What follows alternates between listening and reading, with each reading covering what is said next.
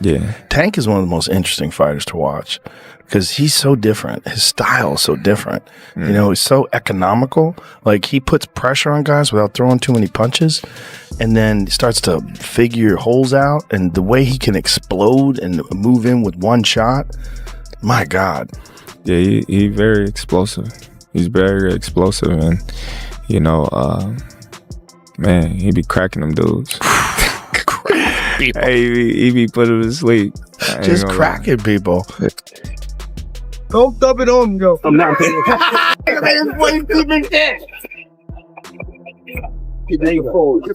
Challenge. Well, you get this one, man. When Joe Rogan caught sight of Gervonta "Tank" Davis' newly bulked up physique ahead of a potential clash with Jake Paul, you could almost hear that unmistakable Rogan tone switch on instantly, part genuine amazement, part full-on analytical breakdown mode. I'm a giant Gervonta fan. I think that guy's so unusual. Yeah. His style's so unusual, and it's like patience. Yes. Yeah. He finds these openings and he sees them, but he doesn't go after them right away. He waits for the right time. He's so patient. Right. Like, when you watch the early rounds of his fights, he's like at a world champions that are competing today at the highest level. He probably has the lowest punch count in the early rounds. Yeah. Because he just wait, but he also knows he's got that nuclear option that if he can crack you, most likely he's going to take you out. He's got massive confidence. On his podcast, Joe Rogan didn't waste a second sugarcoating it. Reacting to Gervonta "Tank" Davis' latest training clips, he said, "Dude looks like he's been forged in a powerlifting lab." And honestly, he wasn't wrong. Tank's shoulders are flaring, traps sitting high like a bull ready to charge, and his frame looks noticeably thicker than what we saw before the Ryan Garcia fight. Rogan began breaking it down the way only he can, explaining how the added mass could transform Tank's explosiveness, and how his punch velocity and hip torque might actually increase rather than slow him down. Interesting, right? Like, you don't know whether someone's ever going to be able to figure that out, or whether or not he's just going to keep cracking people. Yeah. You know, so it's part of the fun of watching it. I've talked to a lot of like real boxing purists. It's like, you can't rely on that style. Right. He's got to be busier. When he gets to the best guys, it's not going to work out. Like, well, we'll see. Yeah. We'll see, because there's so many good guys. But the real heat came when Joe Rogan compared Gervonta "Tank" Davis to a mini Mike Tyson enhanced by modern sports science, saying he's built to detonate, not just outbox opponents. He even took a playful swipe at Jake Paul, adding, "If Jake thinks this version of Tank is showing up for a points win, he's out of his mind. That dude's coming to end it early." You could hear the respect in Rogan's voice. He admires the grind and loves watching a fighter evolve. And this version of Gervonta Davis looks like evolution in overdrive. Not literally, but in the way a fighter reinvents himself to send a message. Rogan wrapped it up perfectly. This isn't Tank Davis 2.0. This is Tank Davis Unleashed. He got the skills, the power, he got the ring IQ to do good, but we haven't seen that yet. Yeah, he's also wild. He's a wild fella, so he's fun to watch. You know, he's just a crazy dude. You know? Yeah, coming from Baltimore, man, I think that's just his upbringing as well. You know, product of his own environment. Yes, for sure. He's just so unique in his approach. Like, you know, he doesn't fight like anybody else. Alright, so after we watched Joe Rogan geek out over Tank's added bulk and practically anoint him a modern-day mini Mike Tyson, we shift to Wade Pleman's breakdown, and it gets even more intense. You can tell this camp isn't just flexing for the cameras, they're crafting a full blueprint.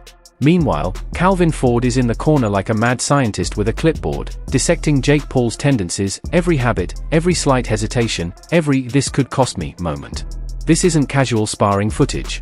This is Gervonta "Tank" Davis sharpening the blade, mapping out angles, and locking his mindset into a place where the only acceptable outcome is total dominance. Least serious you take Jake, and I've said this about everybody that's fought him, the ones that don't take him serious, the ones that say he's a YouTuber and everything else, they end up losing, or they end up looking like, oh, wait a second, this guy was a little better than I thought. They end up either getting taken by surprise or actually sometimes losing because they don't realize that Jake actually takes it serious. So this is good to hear. Just already right off the rip, they were already doing something. Surprise. So tell me, when did you hear about this? They've been going back and forth for years, Tank and Jake. They've been going at it for years, and it would have happened sooner, you know what I'm saying? But we have hiccups in life. And when I say Tank is attacking the body relentlessly, I'm not just talking about draining cardio. I'm talking about breaking Jake Paul down piece by piece, making every step forward feel like he's wading through cement. Now here's where it turns savage. You watch the footage and realize Gervonta "Tank" Davis isn't just bigger, stronger, and faster, he's sharper. Calvin Ford isn't coaching him to swing reckless bombs. This is a calculated chess match, a calculated, how do we make a 60-pound monster pay for every inch of reach he thinks he owns scenario. It's targeting the body. And it's the best thing that Tank could do for this fight. I mean, trying to go headshot for headshot with Jake Paul when Jake's 7 inches taller than he is. I'm assuming he's going to have a bit of a reach, even though Tank has a kind of freakish reach for his height. I don't think that's a great idea. And again, you're at eye level with Jake's belly button damn near. So you're going to have to be able to land shots right there on the waistline. And it's probably the best idea if you actually want to knock Jake out in this fight, if you actually want a game plan, because again, it's an exhibition, but if you want a game plan to get him out of there, you have to. I can already picture it, Tank ripping rapid-fire combinations to the body, Jake Paul's guard starting to dip, and suddenly it's late round fatigue with opportunity knocking loud. We both know if Gervonta "Tank" Davis lands clean like that, it won't just slow Jake down, it flips the entire narrative of the fight. And here's the ironic part, while everyone else calls it an exhibition circus, these clips scream that Tank's preparing like it's a world title defense. Because when Calvin Ford is in your corner, fear becomes just another weapon to refine. So buckle up, this isn't Tank flexing for Netflix, it's Tank engineering a takeover. And you better believe he's ready to expose every crack in Jake's armor. Ridiculously hard for Tank to actually knock Jake out. That's like 70-pound difference, 60-pound difference. That means something. And Jake's not some guy that's never thrown punches. He's a relative novice when it comes to, skill level that Tank has, but still, he knows how to protect himself. And again, his body structure allows for some mistakes to happen that he wouldn't have to pay for like he would if he was 135 pounds. Point being, I would be impressed, if Tank knocked him out cold or dropped him with something, hurt him. And just when we thought Calvin Ford was being brutally honest, here comes Lamont Roach Sr. bringing straight boardroom heat about Gervonta "Tank" Davis' business decisions. The man didn't throw punches, he threw contracts. He basically suggested Tank skipped a rematch and sprinted to Netflix like, forget honor, I'm chasing algorithms. And honestly, you can't completely ignore that angle. This Jake Paul fight feels like boxing took a hard left into a YouTube thumbnail. Imagine explaining it to an old school fan, yeah, bro, Tank Davis is fighting the guy who used to film prank videos at Target. It's not good for the sport. A lot of people say, oh, money this and money that, but you gotta do business the right way. You know what I'm saying? You got guys on that other side, especially fighters that take time out of their life, train, get their coaches, their sparring partners, they go different places, travel. They invest a lot of times in their career. And it's a lot. So, when they get back, they get news like that, it does not receive well. So, but we solid. We're going to stand 10 toes down, man, and we're going to see what's next one. But here's where it gets hilarious. Lamont Roach Sr. said it straight, you can't just break business and bounce for more money. And I'm sitting there like, bro, tell that to half of Hollywood and every influencer with a boxing license. Still, he's not wrong. If Gervonta "Tank" Davis really skipped that rematch for Jake Paul, it's like skipping the NBA Finals to play a celebrity 3-on-3. Sure, you get the bag, but your legacy is side-eyeing you hard. Don't get me wrong, Jake can punch. But Tank? Tank's built like a pocket nuke in gloves. This isn't content creation, this is career demolition.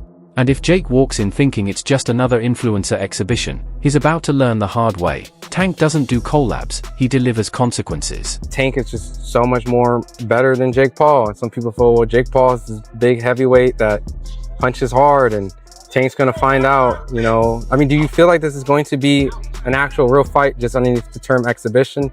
And do you see the fight playing out when someone gets hurt? I don't even want to talk on that fight, me. So I can care less about what it is. It's an exhibition, man. You know what I'm saying?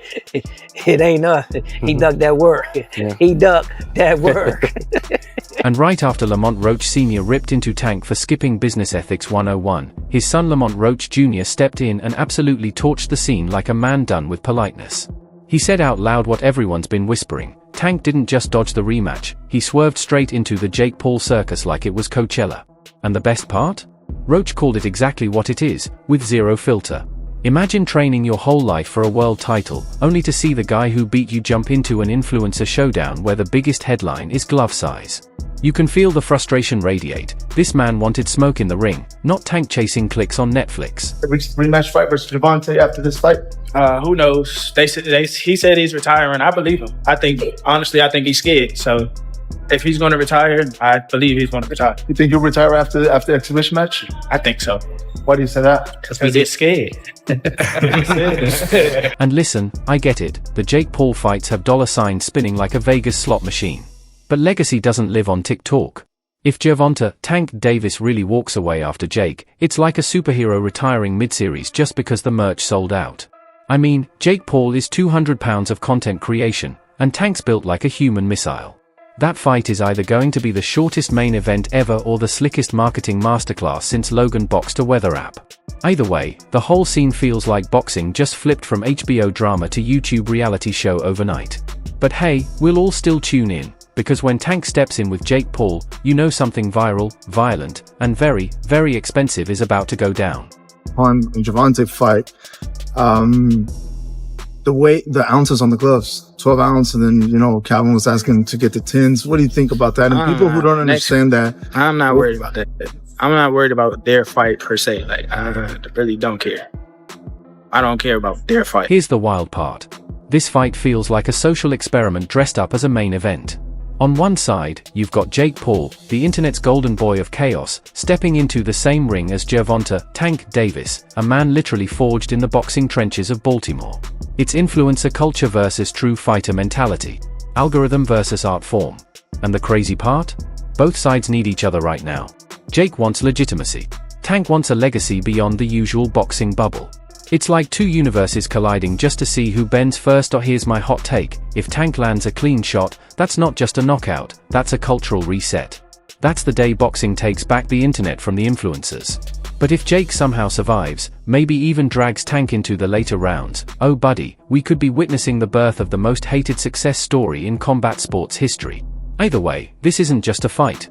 It's a battle over who gets to own the spotlight next. Paul is good enough where people say, oh, he's terrible. Jake Paul is not a world-class fighter. I don't care how a person feel about that. Fighters that started in their formative years, like we did, 8, 9, 10, we got too much time in. Jake will never catch up to that. Nope. He'll never catch up to that. We just got too much time in. And there it is. One's chasing greatness, the other's chasing validation, but both are wagering everything that makes them who they are. When those gloves meet, it won't just be a fight, it'll be boxing finding out if authenticity can still beat the algorithm. Either Gervonta "Tank" Davis is about to remind the internet what real power looks like, or Jake Paul is about to pull off the biggest plot twist since Conor McGregor faced Floyd Mayweather. So what do you think? Is Tank about to drop Jake faster than Wi-Fi in a hotel lobby, or is Jake really built to survive Baltimore smoke? Drop your thoughts below, debate it, roast it, defend it. I want to hear it all. And don't forget to like, share, and subscribe. Boxer Vault, the home of real talk, wild takes, and zero filters. See you in the next one.